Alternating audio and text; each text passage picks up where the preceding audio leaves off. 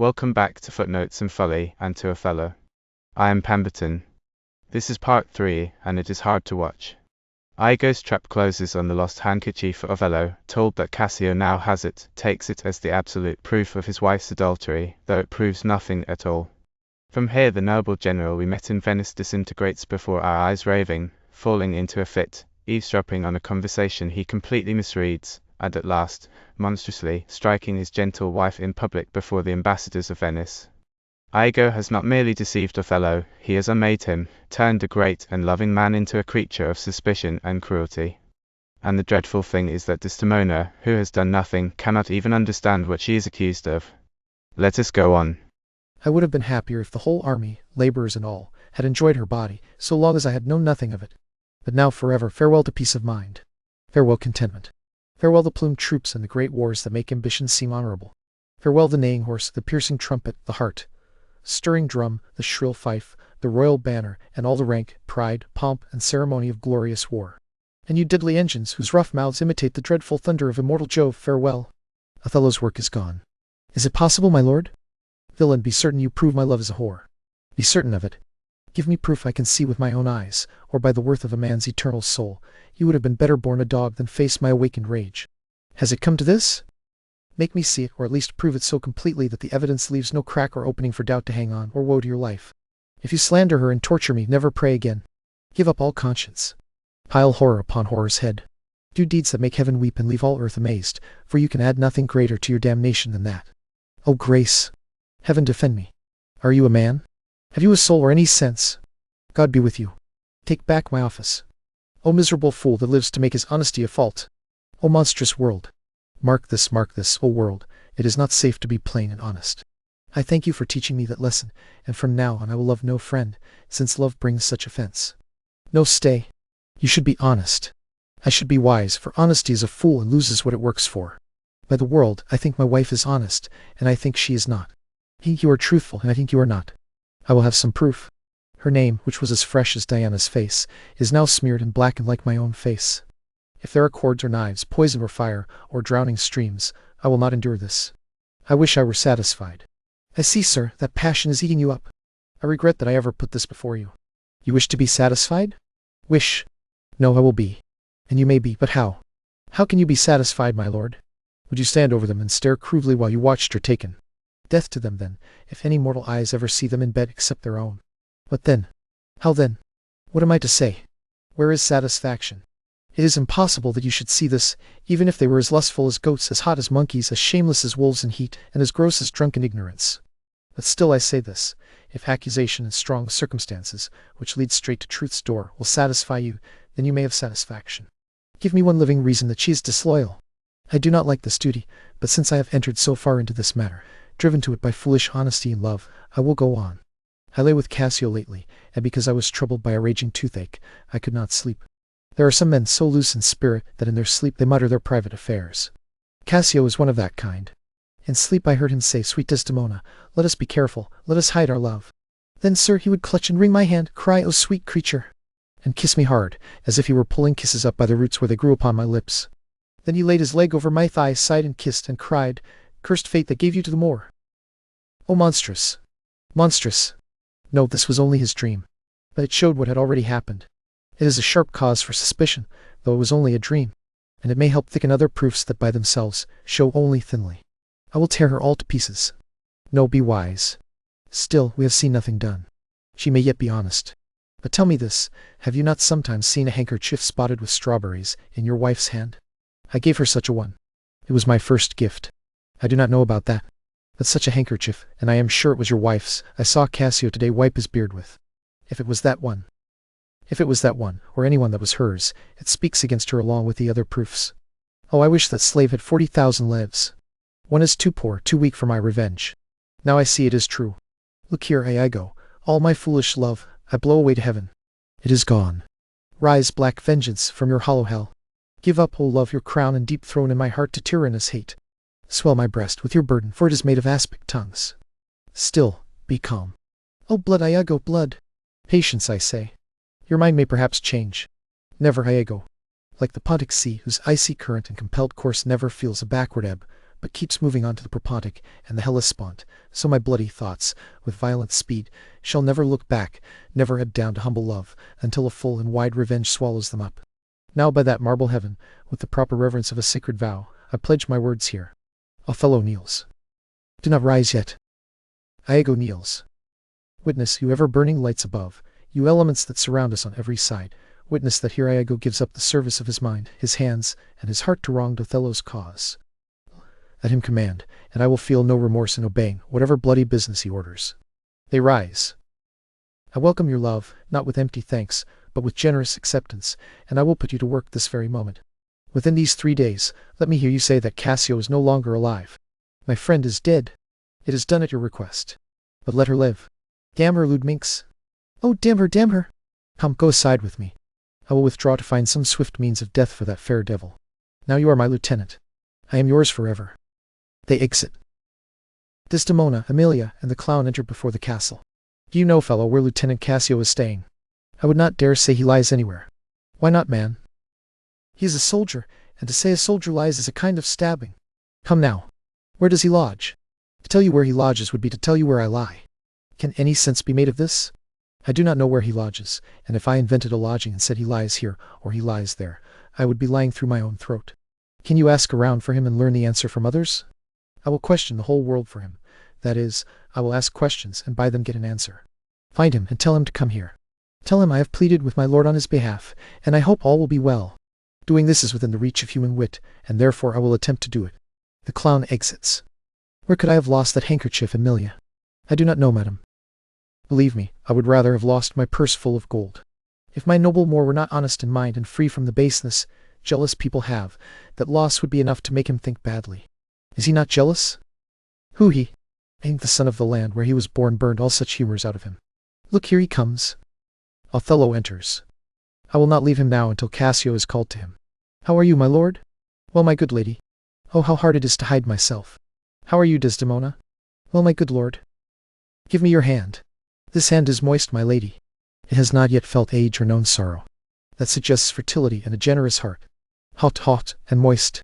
This hand of yours needs to be kept from too much freedom, with fasting and prayer, much correction, and devout discipline, for there is a young, sweating devil here that commonly rebels. It is a good hand, an open one. You may truly say so, for it was that hand that gave away my heart. A generous hand. In old times hearts gave hands, but in our new heraldry there are hands, not hearts. I cannot speak of that. Come now, remember your promise. What promise, dear one? I have sent to ask Cassio to come speak with you. I have a bitter, troublesome cold that bothers me. Lend me your handkerchief. Here, my lord. The one I gave you. I do not have it with me. Not? No, truly, my lord. That is a fault. That handkerchief was given to my mother by an Egyptian woman. She was a charmer and could almost read people's thoughts. She told my mother that as long as she kept it, it would make her lovable and hold my father entirely under her love. But if she lost it or gave it away, my father's eye would find her hateful, and his spirit would go hunting after new desires. When she was dying, she gave it to me and told me when fate brought me a wife, to give it to her. I did so. Take care of it. Cherish it like your precious eye. To lose it or give it away would be a ruin nothing else could equal. Can that be possible? It is true. There is magic in its weaving. A sibyl who had seen the sun make 200 circuits of the world sewed it in prophetic fury. The worms that bred the silk were holy, and it was dyed in mummy made by skilled hands from maidens' hearts. Really? Is it true? Most true. Therefore guard it well. Then I wish to God I had never seen it. What? Why? Why do you speak so abruptly and wildly? Is it lost? Is it gone? Speak. Is it out of the way? Heaven bless us. What do you say? It is not lost. But what if it were? What? I say it is not lost. Fetch it. Let me see it. I can do that, sir, but I will not do it now. This is a trick to turn me away from my request. Please let Cassio be received again. Fetch me the handkerchief. My mind fears something. Come. You will never find a more capable man. The handkerchief. Please speak to me of Cassio. The handkerchief. A man who has built all his good fortune on your love and shared dangers with you. The handkerchief. Truly, you are in the wrong. Away. Othello exits. Is this man not jealous? I never saw this in him before. Surely there is some strange power in this handkerchief. I am most unfortunate to have lost it. It takes more than a year or two to know a man. They are all stomachs and we are all food. They eat us hungrily, and when they are full they belch us out. Cassio and Iago enter. Look, here are Cassio and my husband. There is no other way. She must do it. And look, what good fortune. Go and press her. How now, good Cassio? What news do you bring? Madam, my old request. I beg you, by your virtuous influence, let me again exist as a member of his love, the man whom I honor completely with every duty of my heart. I would not be delayed. If my offense is so deadly that neither my past service, nor my present sorrow, nor the merit I mean to earn in the future can buy me back into his love, then it will still benefit me to know it. Then I will dress myself in forced contentment and shut myself into some other path, living on fortune's charity. Alas, gentle Cassio, my advocacy is out of tune just now. My lord is not himself, and if his appearance had changed as much as his mood, I would not know him. May every Holy Spirit help me. I have spoken for you with all my strength, and for speaking freely I have stood in the target of his displeasure. You must be patient for a while. What I can do, I will, and I will do more than I would dare do for myself. Let that be enough for you. Is my lord angry? He left here just now, certainly in a strange unrest. Can he be angry? I have seen Cannon blow his ranks into the air, and like the devil tear his own brother from beside his arm, and can he be angry? Then it must be something serious. I will go meet him. If he is angry, there is truly matter in it. Please do. Iago exits. It must surely be some affair of state, either from Venice or some hidden scheme here in Cyprus that has been made clear to him, which has muddied his clear spirit. In such cases, men's natures quarrel with smaller things, though greater matters are the real cause. It must be so. If our finger aches, it makes all our healthy limbs feel the same pain. No, we must remember that men are not gods, and we must not expect from them the same constant attention that suits the wedding day. Shame on me, Emilia. I was, poor unskilled soldier that I am, accusing his unkindness in my soul, but now I see I bribed the witness, and he has been falsely charged. Pray heaven it is state business as you think, and not some suspicion or jealous fancy concerning you. Alas, I never gave him cause. Jealous souls will not be answered that way. They are not always jealous because there is a cause. They are jealous because they are jealous. It is a monster conceived by itself and born from itself. Heaven keep that monster from Othello's mind. Lady, amen. I will go seek him. Cassio, walk nearby. If I find him fit to hear it, I will bring up your request and try to achieve it with all my power. I humbly thank your ladyship. Desdemona and Emilia exit. Bianca enters. God keep you, friend Cassio. What brings you from home? How are you, my fairest Bianca? Truly, sweet love, I was coming to your house. And I was going to your lodging, Cassio. What, have you stayed away a week? 7 days and nights? 168 hours, and the hours of absent lovers are 80 times slower than the clock. Oh, weary counting. Pardon me, Bianca. All this while I have been weighed down by heavy thoughts, but when time is steadier, I will pay off this account of absence. Sweet Bianca, copy this embroidery for me.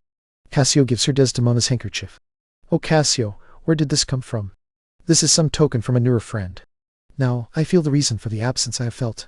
Has it come to this? Well, well. Come, woman. Throw your vile guesses in the devil's teeth where you got them. You are jealous now, thinking this comes from some mistress, some keepsake. No, truly, Bianca. Then whose is it? I do not know that either. I found it in my chamber. I like the work well, and before it is demanded back, as it likely will be, I want it copied. Take it, do it, and leave me for now. Leave you? Why? I am waiting here for the general, and I do not think it would help me, nor do I wish it, for him to see me attended by a woman. Why, I pray you? Not because I do not love you, but because you do not love me. Please walk a little way with me and tell me whether I shall see you soon tonight. I can walk only a little way with you, for I must wait here. But I will see you soon. Very well. I must accept the circumstances. They exit. Othello and Iago enter before the castle in Cyprus. Will you really think so? Think so, Iago? What about kissing in private? A kiss she had no right to give. Or lying naked in bed with her friend for an hour or more, meaning no harm. Naked in bed, Iago, and mean no harm. That is hypocrisy fit to shame the devil. People who claim they mean virtue and yet do that are tempted by the devil in their virtue, and they themselves tempt heaven. If they do nothing, it is a forgivable slip. But if I give my wife a handkerchief, what then? Why then, it is hers, my lord, and being hers I suppose she may give it to any man. She is guardian of her honor too. May she give that away? Her honor is an unseen thing. Very often people have it who do not truly have it. But as for the handkerchief, by heaven I would gladly have forgotten it. You said, oh, it sweeps over my memory like a raven flying over an infected house, bringing an omen to all. You said he had my handkerchief. Yes. What of that? That is not good now. What if I had said I had seen him wrong you? Or heard him say so? There are rogues abroad who, after winning a woman's favor by constant begging, or because some mistress freely doted on them, cannot help but boast of it. Has he said anything?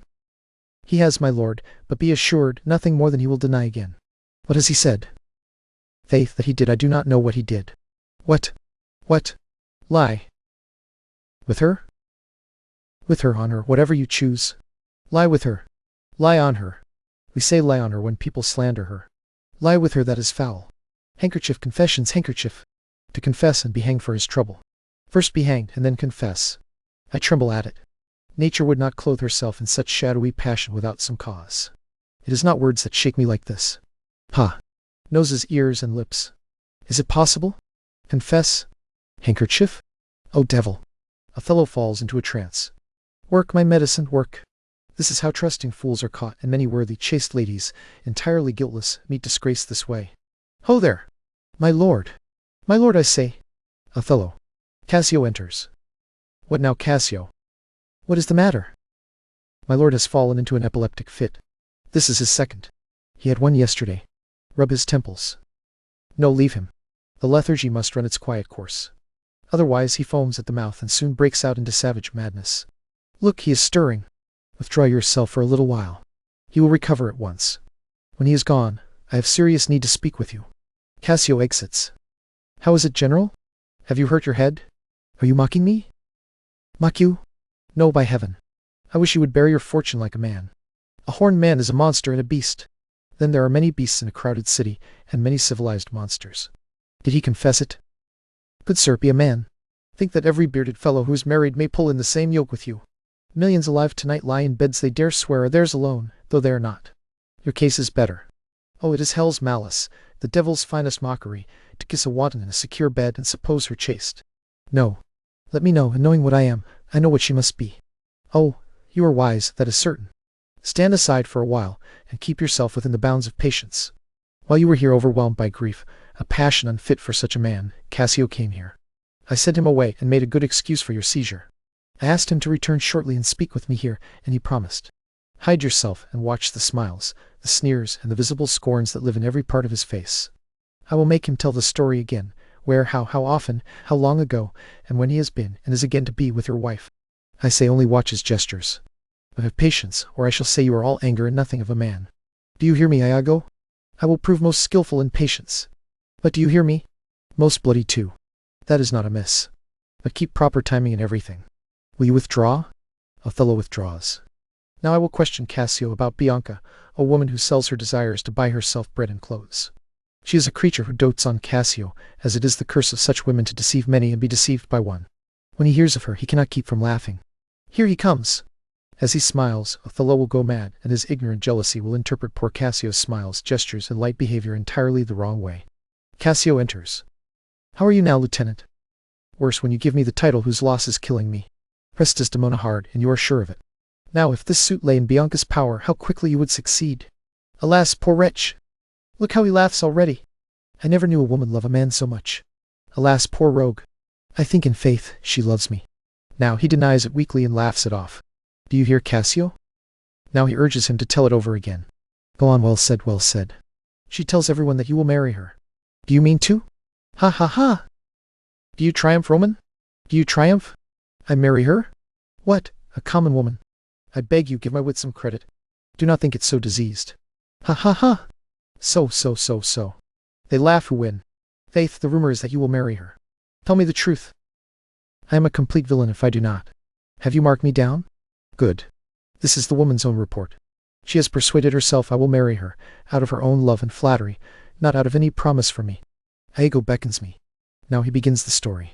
She was here just now. She follows me everywhere. The other day I was talking on the sea, bank with some Venetians, and there comes the foolish thing and throws herself around my neck, crying, "Oh dear Cassio," as it were. His gesture shows it.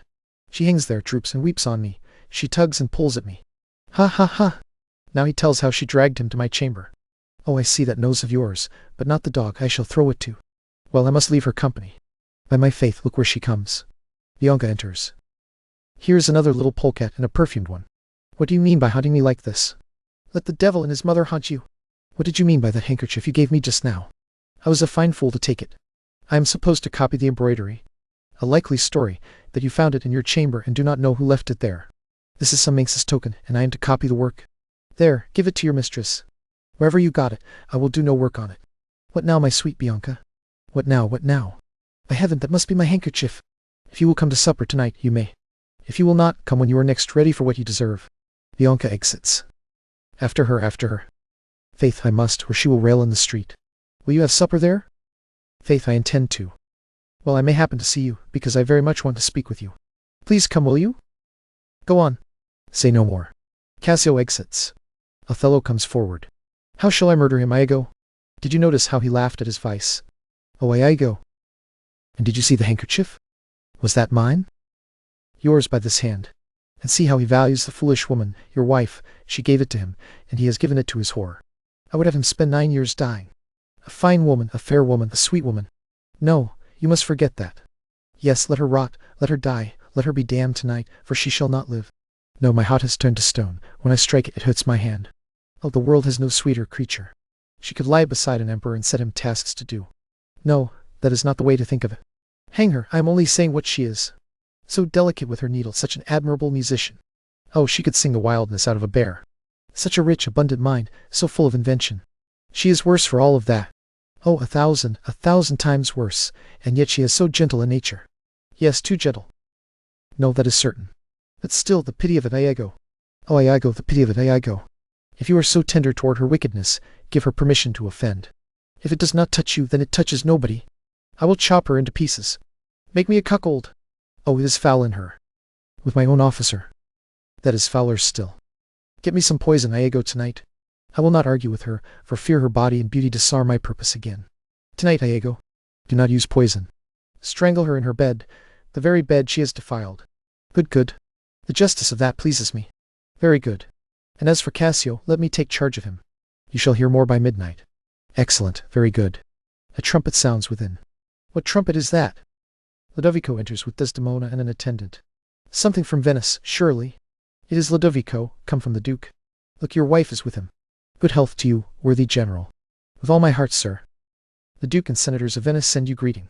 He gives Othello a packet. I kiss the instrument of their will. Othello opens the packet and reads. And what is the news, good cousin Ludovico? I am very glad to see you, Signor. Welcome to Cyprus. I thank you. How is Lieutenant Cassio? Alive, sir. Cousin, an unhappy breach has come between him and my lord, but you shall set it all right. Are you sure of that? My lord? This you must not fail to do as you will. He did not call you. He is busy with the letter. Is there a division between my lord and Cassio? A most unhappy one. I would do much to reconcile them, for the love I bear Cassio. Fire and brimstone. My lord? Are you in your right mind? What, is he angry? Perhaps the letter has moved him, for I think they command him home and appoint Cassio to govern in his place. Believe me, I am glad of it. Indeed. My lord? I am glad to see you lose your senses. Why, sweet Othello. Devil. Othello strikes her. I have not deserved this. My lord, this would not be believed in Venice, even if I swore I saw it. It is too much. Make amends to her. She is weeping. Oh, devil, devil. If the earth could breed from women's tears, every drop she sheds would become a crocodile. Get out of my sight. I will not stay here to offend you. Desdemona begins to go. Truly an obedient lady. I beg your lordship, call her back. Mistress. My lord? What do you want with her, sir? Who, I, my lord? Yes, you wish me to make her turn back. Sir, she can turn, and still go on and turn again. And she can weep, sir, weep, and she is obedient, as you say, obedient, very obedient. Go on with your tears. Concerning this, sir, oh, what painted passion! I am commanded home. Get away, I will send for you soon. Sir, I obey the order, and will return to Venice. Go, be gone. Desdemona exits. Cassio shall have my place. And sir, tonight I ask that we dine together. You are welcome, sir, to Cyprus. Goats and monkeys. Othello exits. Is this the noble Moor whom our full senate calls entirely sufficient? Is this the nature that passion could not shake, whose solid virtue neither the shot of accident nor the dart of chance could even graze, much less pierce? He is much changed. Is his mind sound? Is he not unstable in the brain? He is what he is. I may not breathe my judgment of what he might be. If he is not what he might be, I wish to heaven he were. What, strike his wife? Faith, that was not well, yet I wish I knew that blow would prove the worst of it. Is this his habit? Or did the letters stir his blood and create this new fault in him? Alas, alas! It would not be honest in me to speak of what I have seen and known. Watch him yourself, and his own behavior will show him so plainly that I can spare my words. Only follow him and observe how he continues. I am sorry to find I have been deceived in him. They exit. Othello and Emilia enter. You have seen nothing, then? never seen anything, never heard anything, and never even suspected anything. Yes, you have seen Cassio and her together. But when I did, I saw no harm, and I heard every syllable that passed between them. What did they never whisper? Never, my lord. Nor send you away? Never. To fetch her fan, her gloves, her mask, or anything? Never, my lord. That is strange. My lord, I would dare to wager my soul that she is honest. If you think otherwise, put that thought away, it wrongs your heart. If any wretch has planted this in your mind, may heaven repay him with the serpent's curse. For if she is not honest, chaste, and true, then no man is happy. The purest wives are foul as slander. Tell her to come here. Go. Emilia exits. She says enough. Yet she is a simple bawd who could say as much. This is a subtle whore, a locked closet full of villainous secrets. And still she will kneel and pray. I have seen her do it. Desdemona and Emilia enter. My lord, what do you wish? Come here, my dear. What is your pleasure? Let me see your eyes. Look in my face. What horrible thought is this? Some of your trade, mistress. Leave those who breed alone, and shut the door. Cough or clear your throat if anyone comes. Your profession, your profession. Go on quickly. Emilia exits. On my knees, what do your words mean? I hear rage in them, but I do not understand the words. Why, what are you? Your wife, my lord, your true and loyal wife. Then swear it, and damn yourself, lest, because you look like one from heaven, the devils themselves should fear to seize you. So be doubly damned. Swear you are honest. Heaven truly knows I am. Heaven truly knows you are as false as hell. False to whom, my lord? With whom? How am I false? O Desdemona, away, away, away. Alas, unhappy day, why do you weep? Am I the cause of these tears, my lord? If perhaps you suspect my father had some part in your recall, do not blame me.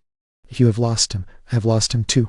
If heaven had chosen to test me with affliction, if it had rained every kind of sore and shame on my bare head, steeped me in poverty up to the lips, given me in my last hopes into captivity, I would have found somewhere in my soul one drop of patience. But alas, to make me a fixed figure for scorn, for time itself to point its slow, unmoving finger at, even that I could bear, yes, bear it well. But there, where I have stored my heart, where I must live or have no life, the fountain from which my current runs or else dries up, to be thrown away from there, or kept like a cistern for foul toads to knot and breed in. Turn your face that way, patience, young rose, lipped cherub, yes there, look grim as hell. I hope my noble lord believes me honest. Oh yes, as summer flies are honest in slaughterhouses, breeding even in the breath of rot. O weed, so lovely and fair, smelling so sweet that the senses ache at you, I wish you had never been born. Alas, what unknown sin have I committed? Was this fair paper, this beautiful book, made to have whore written on it? What committed? Committed. O you public common woman! If I so much as spoke your deeds, my cheeks would become furnaces, and burn modesty to ashes. What committed? Heaven stops its nose at it, and the moon shuts her eyes. The lewd wind, that kisses everything it meets, is hushed inside the hollow earth and will not hear it. What committed? Shameless strumpet! By heaven, you wrong me. Are you not a strumpet? No, as I am a Christian. If keeping this body for my lord from any other foul, unlawful touch means I am not a strumpet, then I am none. What, not a whore? No, as I hope to be saved. Is that possible? O heaven, forgive us. Then I beg your pardon. I mistook you for that cunning whore of Venice who married Othello. You, mistress? Emilia enters. You whose office is the opposite of St. Peter's, keeper of the gate of hell. You, yes you. We have finished our business. Here is money for your trouble. Please turn the key and keep our secret. Othello exits. Alas, what does this gentleman imagine? How are you, madam? How are you, my good lady? In truth, half asleep. Good madam, what is the matter with my lord? With whom? Why, with my lord, madam. Who is your lord? The one who is yours, sweet lady. I have none. Do not talk to me, Emilia. I cannot weep, and I have no answer except what should come as tears. Please tonight, put my wedding sheets on my bed. Remember. And call your husband here. Here is a change indeed. Emilia exits. It is fitting that I should be treated so, very fitting. How have I behaved, that he could fasten even the smallest suspicion onto my least fault? Iago and Emilia enter. What do you wish, madam? How is it with you? I cannot tell. Those who teach little children do it with gentleness and easy lessons. He might have scolded me that way, for in truth I am a child when it comes to being scolded. What is the matter, lady? Alas, Iago, my lord has called her a whore, and thrown such spite and heavy names on her as true hearts cannot bear. Am I that name, Iago? What name, fair lady? The one she says my lord said I was. He called her whore. A drunken beggar could not have thrown such names at a slut. Why did he do that? I do not know. I am sure I am no such thing. Do not weep, do not weep. Alas, the day. Has she abandoned so many noble matches, her father, her country, and her friends, only to be called whore? Would that not make anyone weep? It is my miserable fortune. Curse him for it.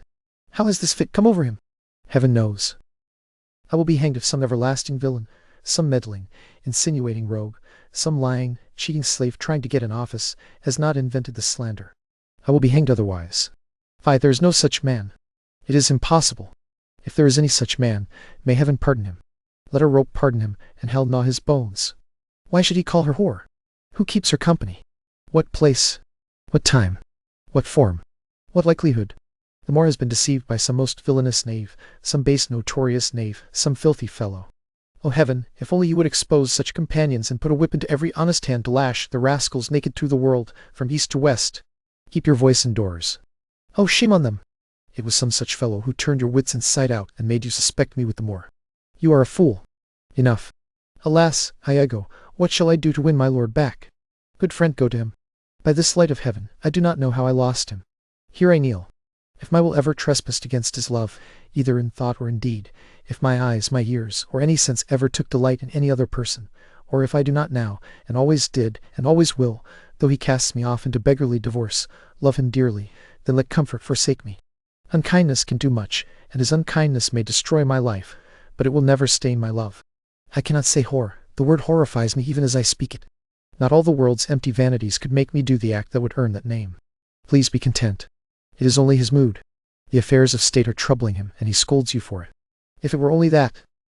It is only that, I promise. Trumpets, sound within. Listen, those instruments are calling everyone to supper. The messengers from Venice are waiting for the meal. Go in, and do not weep. Everything will be well. Desdemona and Emilia exit. Roderigo enters. What now, Roderigo? I do not find that you have dealt fairly with me. How otherwise? Every day you put me off with some trick, Iago, and now it seems to me you keep every opportunity for me instead of giving me even the smallest advantage of hope. I will endure it no longer, nor am I willing to suffer quietly what I have already foolishly endured. Will you listen to me, Roderigo? In truth, I have listened too much, for your words and your actions are no kin to each other. You accuse me most unjustly. With nothing but the truth, I have spent away all my means. The jewels you took from me to deliver to Desdemona would half corrupt a woman vowed to holiness. You told me she received them and gave me hopes and comforts of soon receiving her favor and acquaintance, but I find none. Well, come, very well. Very well? Come? I cannot go on, man, and it is not very well. No, I say it is very rotten, and I begin to see that I have been fooled in it. Very well. I tell you it is not very well. I will make myself known to Desdemona. If she returns my jewels, I will give up my suit and repent my unlawful pursuit. If not, be sure I will seek satisfaction from you. Now you have spoken. Yes, and said nothing except what I truly intend to do. Why, now I see there is spirit in you, and from this moment I build a better opinion of you than ever before. Give me your hand, Roderigo. You have made a most just complaint against me, yet, I swear I have dealt most directly in your affair. It has not appeared so. I admit it has not appeared so, and your suspicion shows sense and judgment. But, Roderigo, if you truly have in you what I now have more reason to believe than ever, I mean purpose, courage, and valor, show it tonight. If the next night after this you do not enjoy Desdemona, take me from this world as a traitor and devise any means you like for my life. Well, what is it? Is it reasonable and possible? Sir, a special commission has come from Venice to appoint Cassio in Othello's place. That true? Then Othello and Desdemona will return to Venice. Oh no.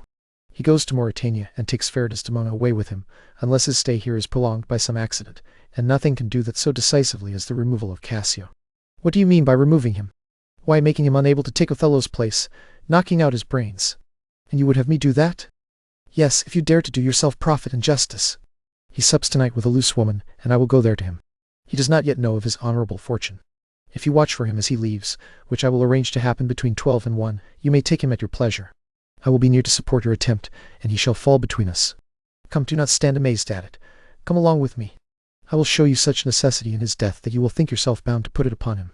It is now high supper time, and the night is wasting. To it. I will hear more reason for this, and you shall be satisfied. They exit. And there we pause again. Othello is resolved now on the unthinkable. He will kill Desdemona, and Iago is to kill Cassio this very night. Desdemona, frightened and bewildered, prepares for bed with a strange foreboding and an old sad song running in her head. Next time, in part 4, the terrible end and, far too late, the truth. Mind the footnotes, and beware the folly.